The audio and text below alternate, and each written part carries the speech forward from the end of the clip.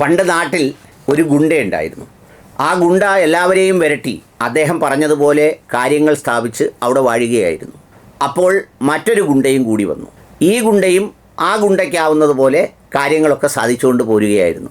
ആളുകൾ ഇരുവരെയും പേടിച്ചാണ് കഴിഞ്ഞുകൂടിയിരുന്നത്. എന്നാൽ ഒരു ദിവസം രാവിലെ ഈ രണ്ട് ഗുണ്ടകൾ തമ്മിൽ അടി തുടങ്ങി. അത് കണ്ട് ജനങ്ങൾ ആശ്വാസത്തോടെ നോക്കി നിന്നു. അപ്പം നിങ്ങൾ വിചാരിക്കൂ ഇത് എവിടെയാണെന്ന്. വേറൊന്നുമല്ല, നമ്മുടെ നാട്ടിലെ ഈ വിദ്വേഷവും വെറുപ്പും അങ്ങടും ഇങ്ങടും കത്തിച്ച് എല്ലാവരെയും അടക്കി ഭരിച്ച് എല്ലാ സന്ധ്യയ്ക്കും വിധി പ്രസ്താവന നടത്തി എല്ലാ സന്ധ്യകളിലും ജഡ്ജിമാരെ തീരുമാനിച്ച് ഒന്നിനു പകരം നമ്മൾ സാധാരണ കോടതിയിലൊക്കെ കാണുന്നത് പോലെ ഫുൾ ബെഞ്ചോ ഡിവിഷൻ ബെഞ്ചോ ഒക്കെ ഉണ്ടാക്കിയിരുന്ന് നിരന്നിരുന്ന് കൈകാര്യം ചെയ്ത് എല്ലാവരെയും വിലയിരുത്തി ഇപ്പോൾ ദേ തമ്മിൽ കുരുത്തടിയായി. റിപ്പോർട്ടർ ചാനലിനെതിരെ നമ്മുടെ ഏഷ്യാനെറ്റിൻ്റെ മുതലാളി രാജീവ് ചന്ദ്രശേഖർ സാറ് വക്കീൽ നോട്ടീസ് അയച്ചു. ദേ ഇപ്പോൾ വേറൊരു വാർത്ത കിടക്കുന്നു. റിപ്പോർട്ടറിനെ കുറിച്ച് ഒരു വ്യാജ വാർത്തയും പ്രസിദ്ധീകരിക്കരുതെന്ന് ഹൈക്കോടതി ഏഷ്യാനെറ്റിനോട് പറഞ്ഞു. സാധാരണ ഇതൊക്കെ ഏതെങ്കിലും രാഷ്ട്രീയക്കാരൻ്റെ നെഞ്ചത്തോ അല്ലെങ്കിൽ വേറെ ആരുടെയെങ്കിലും പുറത്തോ ഒക്കെ ആയിരുന്നു. നമ്മുടെ റിപ്പോർട്ടർ മുതലാളിയൊക്കെ എത്രയോ നാളുകളായി മാങ്കൂട്ടത്തിൻ്റെ ഗർഭം കലക്കുന്നതിൻ്റെ അന്വേഷണവുമായി പോയിക്കൊണ്ടിരുന്നതാണ്. ഇപ്പോൾ അവിടെ എല്ലാം കൂടി നമ്മുടെ തുളസീദാസിൻ്റെ സിനിമയിലെ അവസാന സീൻ പോലെ കുറച്ച് പേര് മരത്തിൽ വീണു, കുറച്ച് പേര് സ്റ്റേഡിയത്തിൽ വീണു, കുറച്ച് പേര് മെസ്സിയിൽ വീണു. ഇപ്പോൾ ഇതെല്ലാം കൂടെ കുരുത്തു. ഇതിനിടയിൽ നമ്മുടെ ജനം മുതലാളിക്ക് ഭയങ്കര വിഷമം. എന്തെന്നറിയോ? പള്ളുരുത്തിയിൽ വേണ്ടത്ര തൂറ്റാൻ കിട്ടിയില്ല. പള്ളുരുത്തി നക്കി കുടിക്കാം എന്ന് വിചാരിച്ചിരുന്നത് വേറൊന്നിനുമല്ല. ഛത്തീസ്ഗഡിൽ കന്യാസ്ത്രീകളെ ആക്രമിച്ചതെല്ലാം പള്ളുരുത്തിയിൽ കഴുകിക്കളയാമെന്നും പറഞ്ഞിരുന്നപ്പോൾ കുറച്ച് പക്വതയുള്ള ക്രിസ്ത്യൻ നേതാക്കളും അതുപോലെ തന്നെ ഈ പെൺകുട്ടിയുടെ പിതാവും എല്ലാവരും ചേർന്ന് അത് രമ്യമായി പരിഹരിച്ച് അവർ രണ്ട് വഴിക്ക് പോയത് കണ്ട് നമ്മുടെ ആന അലറലോടലറി എന്ന് പറഞ്ഞതുപോലെയോ അല്ലെങ്കിൽ കഴുത കാമം കരഞ്ഞു തീർക്കും എന്ന് പറഞ്ഞതുപോലെയോ കഴിഞ്ഞ ദിവസം ഒരു കാർഡ് കാണാനിടയായി. സ്കൂൾ അധികൃതരുടെ നിശ്ചയദാർഢ്യത്തിന് മുന്നിൽ മട്ടുമുടക്കി ഇസ്ലാമിസ്റ്റുകൾ വിദ്യാർത്ഥിനിയെ സ്കൂൾ മാറ്റി.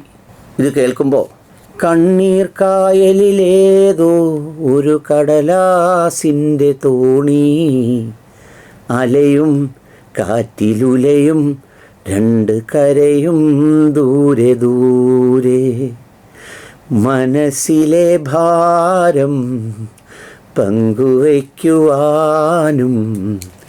കൂടെയിൽ ഒരാളും കൂട്ടിനു വേറെ.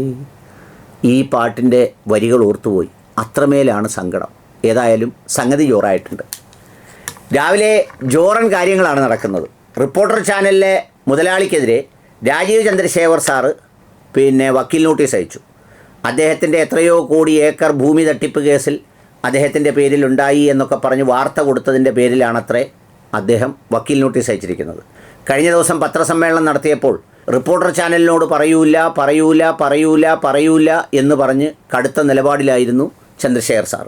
എന്ന് മാത്രമല്ല, പോകുന്ന സമയത്ത് നിൻ്റെ തലയ്ക്കകത്തൊന്നുമില്ലേ എന്ന് ചോദിച്ചിട്ടാണ് പോയത്. റിപ്പോർട്ടർ ചാനലാകട്ടെ അവരുടെ ഏറ്റവും പ്രധാനപ്പെട്ട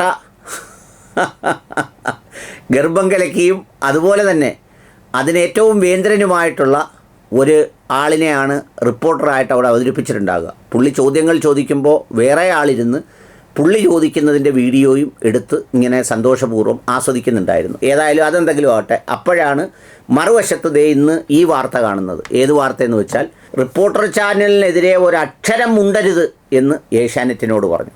സംഗതി ഇത് അവർ തമ്മിലുള്ള പ്രശ്നമാണ്. നമ്മൾ സാറിന് പറയത്തില്ലയോ, അവർ തമ്മിൽ അങ്ങോട്ടും ഇങ്ങോട്ടും പ്രശ്നം ഉണ്ടാകുമ്പോൾ നമ്മളാവുന്ന സാധാരണക്കാർ, നമ്മുടെ സുരേഷ് ഗോപി അണ്ണൻ്റെ ഭാഷയിൽ പറഞ്ഞാൽ പ്രജകൾ മിണ്ടാതിരിക്കാം, നമുക്കിത് കാണാം. എന്നാലും ജനൻ ടി വിയുടെ ഈ സങ്കടം കാണാതിരിക്കാൻ ഒക്കില്ല. സ്കൂൾ അധികൃതരുടെ നിശ്ചയദാർഢ്യത്തിന് മുന്നിൽ മുട്ടുമടക്കി ഇസ്ലാമിസ്റ്റുകൾ വിദ്യാർത്ഥിനിയെ സ്കൂൾ മാറ്റി. ഇതാണ് ഇന്നലത്തെ വളരെ സങ്കടകരമായ വാർത്ത. ഈ വാർത്ത കാണുമ്പോൾ നിങ്ങൾ തോന്നേണ്ടത് എന്താണെന്ന് ചോദിച്ചാൽ, ഈ ആണാടിൻ്റെ പുറകിൽ പട്ടി നടക്കുക എന്ന് പറയുന്നൊരു പ്രയോഗമുണ്ട്. ആണാടിൻ്റെ മണി ഇപ്പോൾ താഴെ വീഴും എന്ന് പ്രതീക്ഷിച്ചത് കഴിക്കാനായി ഒരു പട്ടി രാപകലില്ലാതെ നടക്കുന്നു. വൈകുന്നേരം ആകുമ്പോൾ അറിയുന്നു അത് വീഴില്ലെന്ന്. വളരെ നിരാശയോടെ തിരിച്ചു പോകുമ്പോൾ അതങ്ങനെ ബന്ധിച്ചു വച്ചിരിക്കുന്ന ആ തൊലിയെയും പിന്നെ അങ്ങനെ സൃഷ്ടിച്ച ആണാടിൻ്റെ ഈ അച്ഛനെയും അമ്മയെയും പിന്നെ ദൈവത്തെയും തെറി പറഞ്ഞ് മടങ്ങിപ്പോകുന്ന ഇത് തിന്നാൻ നടന്ന ഒരാളിൻ്റെ വേദന ഈ വാക്കുകളിലുണ്ട്. എന്തായിരുന്നു പ്രതീക്ഷിച്ചത്? പള്ളുരുത്തിയിൽ കത്തും, ഈ കുട്ടിയുടെ പേര് കത്തിപ്പടരും. നമ്മുടെ കർണാടകയിലെ ഹിജാബ് പോലെ ഇത് കത്തിക്കാം. ഒട്ടുമിക്ക കോൺവെൻറ്റ് സ്കൂളുകളിലും ഇത് വലിയ വിവാദമാവും. അവരുടെ കൂട്ടത്തിൽ പെയ്ഡായി നിർത്തിയിട്ടുള്ള ചില ആളുകളെ ഇതിനു വേണ്ടി ചാടിയിറക്കാം. ഇത് കലക്കാനുള്ള എല്ലാ സംവിധാനങ്ങളും കൊടുത്താണ് ഷോൺ ജോർജ് അളിയനെയൊക്കെ ഇവിടെ വിട്ടത്. പുള്ളിയൊക്കെ വന്ന് പിന്തുണ വാഗ്ദാനം ചെയ്ത് പോയെങ്കിലും അവിടെ ഉണ്ടായിരുന്ന ആളുകൾ ഈ സാഹചര്യം മനസ്സിലാക്കി ആരും മാർച്ചും നടത്താൻ പോയില്ല, ഏപ്രിലും നടത്താൻ പോയില്ല, മെയ്യിൽ നടത്താൻ പോയില്ല.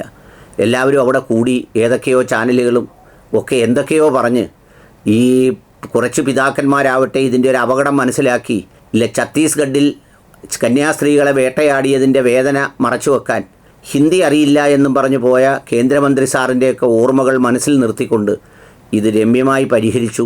അവർ വേറെ സ്കൂളിലേക്ക് പോയി. അതോടുകൂടി പരിപാടി കഴിഞ്ഞതിൻ്റെ വിഷമമാണ്. ഒരർത്ഥത്തിൽ പറഞ്ഞാൽ ഇതൊരു ചരമവാർത്തയാണ്. എന്ത് ചരമവാർത്ത? വിദ്വേഷകുമാരി 35 വയസ്സ് മരിച്ചു എന്ന് വെച്ചാൽ ഈ വിദ്വേഷം ആളി കത്തിക്കുന്നതിന് വേണ്ടി ഓമനിച്ച് വളർത്തിയ വിദ്വേഷകുമാരി എന്ന 27 വയസ്സുകാരി അതോ 37 വയസ്സുകാരിയോ എത്ര വയസ്സുകാരിയായാലും ആ വയസ്സുകാരി മരണപ്പെട്ടു. വിദ്വേഷം വളർത്തി വലുതാക്കി മറ്റുള്ളവരിലേക്ക് എത്തിച്ച് കുറേ ആളുകളെ തമ്മിലടിപ്പിക്കാനും അതോടൊപ്പം തന്നെ അതുവഴി നേട്ടമുണ്ടാക്കാനുമാണ് വിദ്വേഷകുമാരി ഈ പറയുന്ന ജനങ്ങൾക്കിടയിൽ പ്രവർത്തിച്ചിരുന്നത്. അങ്ങനെ അഹോരാത്രം പണിയെടുത്തുകൊണ്ടിരിക്കുകയാണ് വിദ്വേഷകുമാരിയെ വിവേകമുള്ള ഒരു കൂട്ടം ആളുകൾ ആസൂത്രിതമായി പതിയിരുന്ന് കൊലപ്പെടുത്തുകയായിരുന്നു. ഏതായാലും വിദ്വേഷകുമാരി മരിച്ചു എന്ന വാർത്തയാണ് ഇതിലൂടെ ജനം TV പങ്കുവെക്കുന്നത്. ഇനി കുറേ കാലം കഴിയുമ്പോൾ യവന്മാർ തമ്മിൽ അങ്ങോട്ടും ഇങ്ങോട്ടും വാർത്ത ചെയ്ത് കൊരുത്തടിക്കും.